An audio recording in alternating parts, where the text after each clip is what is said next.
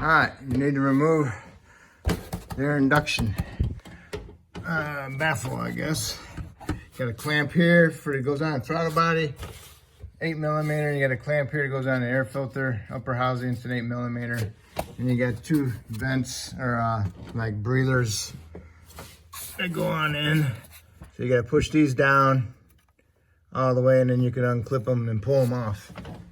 That one goes down, this one goes up because it's on the bottom over here. It's the exact same hose except it's opposite. Okay, see how that is? And then you just pull it off. You can also pull it off the throttle by a little bit. Gives you a little bit more room to pull it out. Now you just need to do is pull it off the air cleaner and pull the whole thing off. Next you want to do is remove your dipstick so you don't break it. Remove your oil cap and remove the other piece of the breather tube, okay? And you gotta push it in and pull it up, okay? You do that to the other side, keep them separated, okay? Same thing, you push that in and then pull it up. Then you wanna do is remove the covers and the valve covers, okay? These are usually just clipped in on the bottom. Just pull them up from the bottom. And then you just kind of weasel them out, okay? And always, everything kind of sucks in their own little way. So you gotta get them out. So you have to get back there and pull it up out of there, okay? All right, you got it off, and this is what holds the moms, the little rubber grommets. It goes in little tits sticking up. Pull them off and reach back there behind there and pull it out. You can do the same thing to the passenger side. If you're doing that side, I'm doing two different things here. I'm gonna do a valve cover gaskets, and I'm going to do motor mounts. And I'm gonna remove this exhaust manifold. Just so you know, so I can see if I can get access to the top of the motor mount bolt, okay? So next we've got to do is remove our ignition wires off the coils. So what you want to do is you want to twist them and pull, twist and pull, twist and pull, twist and pull. And then when you get them all off, then you want to go and unclip all your unclip all your coils. Hopefully there's no locks on them. And then you're going to remove your valve covers. All right, back on track to the valve covers. What I did was I removed the coils. And I just flipped them over the top. But if you want to take the red locks out, you push them out with a little screwdriver. You get inside there and you push them out. And then you can push the little tab in and remove the coil. I had to do that to the back one because the way it was looped up underneath the wiring, I couldn't get it to loop over, so I undid it and then I pulled it out from underneath the wiring. So now here it is, okay? Before you remove the bolts on the valve cover, go ahead and get your blowgun and blow it off all around. Get all the dirt from on top of there so it doesn't fall inside the cylinder head when you take the cover off.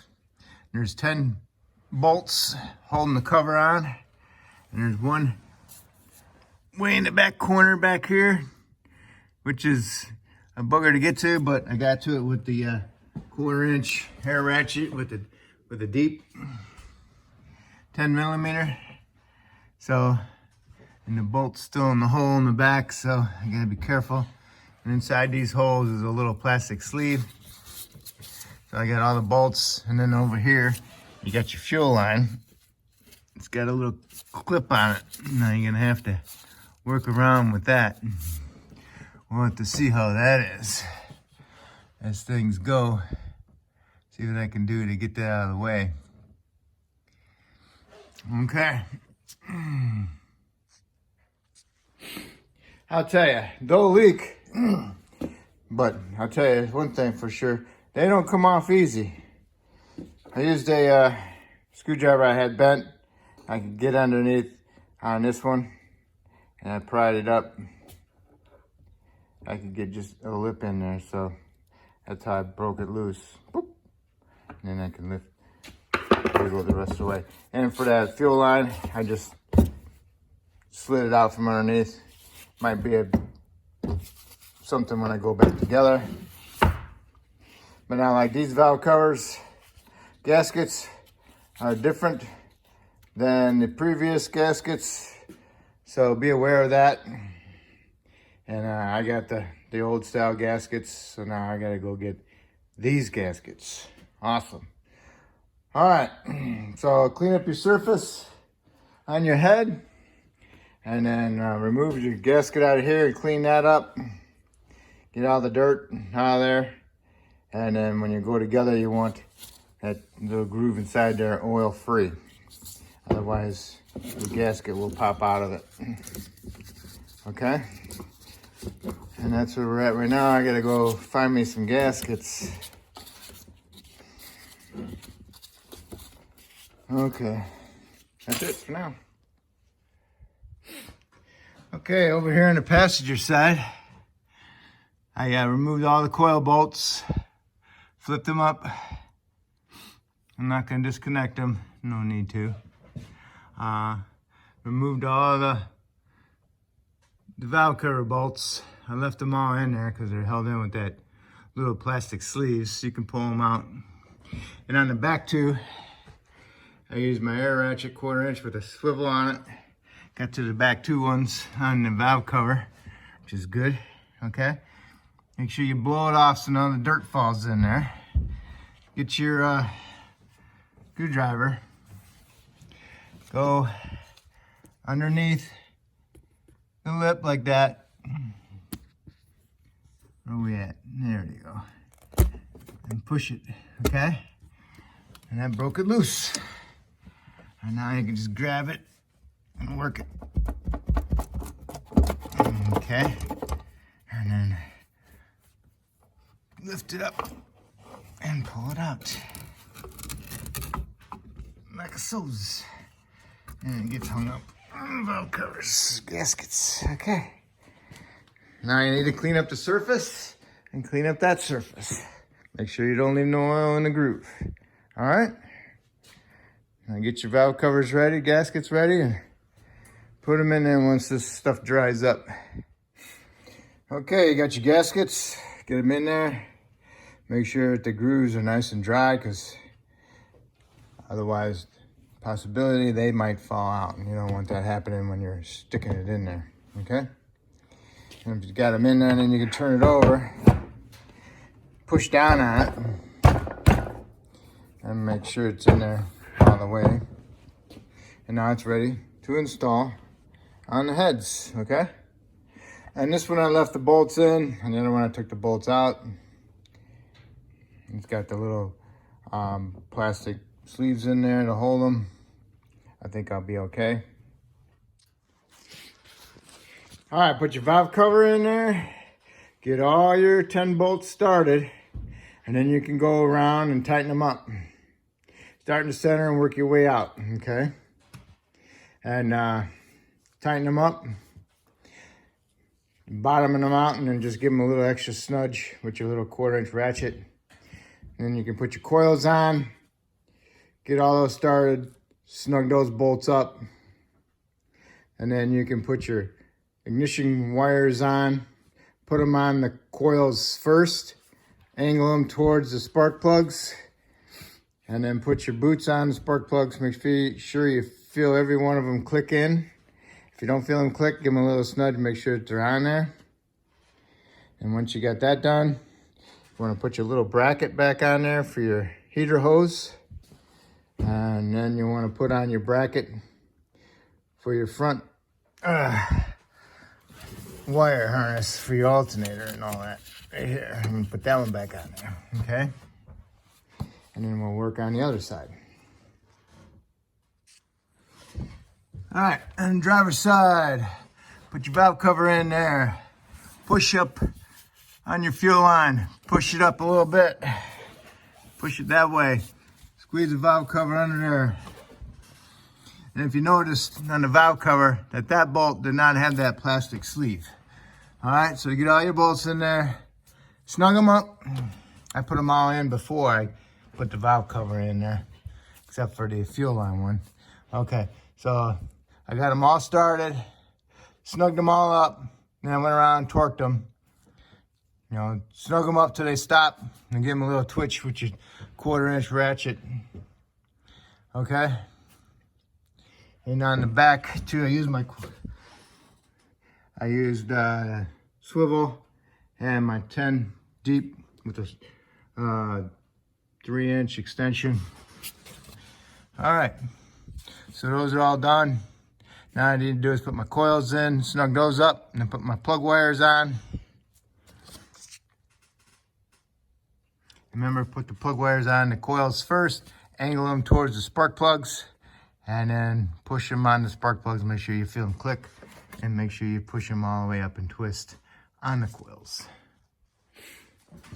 Okay, got all your plug wires on, your spark plugs. Make sure you felt them all click when you push them on, and then give them a little snug to see if they fall off. And if they fall off, they're not on there all the way. So just make sure you give them an extra push after you do all that. All right, now next you got to put the little covers back on. Okay, the covers, remember how they were a little tough coming out? Well, this is the driver's side. I'm gonna cut off the back corner of it, right by the little grommet. Okay, that'll be on this side. Cut that much off of it so it eased the installation of it. It's just a cosmetic thing. You're never gonna see it back there, you know. Same thing with the passenger side. I cut a little bit off of it right next to the piece. Remember this side that goes by the heater lines. So just push them up in there. Make sure you put some lube on your little grommets so they go on the little tits easier. Not supposed to do that, but I did. Okay, gotta put your dipstick tube in. What you do is you put a light down below, down there, and you can see the hole for it right here on the third, between the third spark plug on this side and the exhaust manifold. You can see where it is. Just look down through the hole down there, and you'll be able to see it. Okay, goes like through that hole right there. Okay, just look in there and you'll see the hole, and then stick your dipstick tube down there and then put it in the hole. So it's pretty easy to do. And don't forget to put your 27 Torx bolt on there. If you lost that one, then you can just use a regular old 8mm one with the 10mm head. Okay, now you can put your plug wire back on there. And next we can put our covers on. Okay, the covers are on. Went on nice and easy, no fighting whatsoever. Can you tell? No, can't tell. Okay, now time for our air cleaner induction tube and our breather tubes. Okay. Okay, got it on. That bracket that was over here, remember, for the wire harness, also goes inside here. All right, so make sure you push it onto the throttle body. Make sure the clamp is straight. Same thing with this on the mass airflow. Push these back on the breathers. Make sure they clip in. Same thing over there. Tighten your clamps up. All right, and that's it. That's how you do your valve covers or your motor mounts, because I did them both. All right, that's it. If I helped you out, maybe you can help me out by subscribing, and I appreciate it.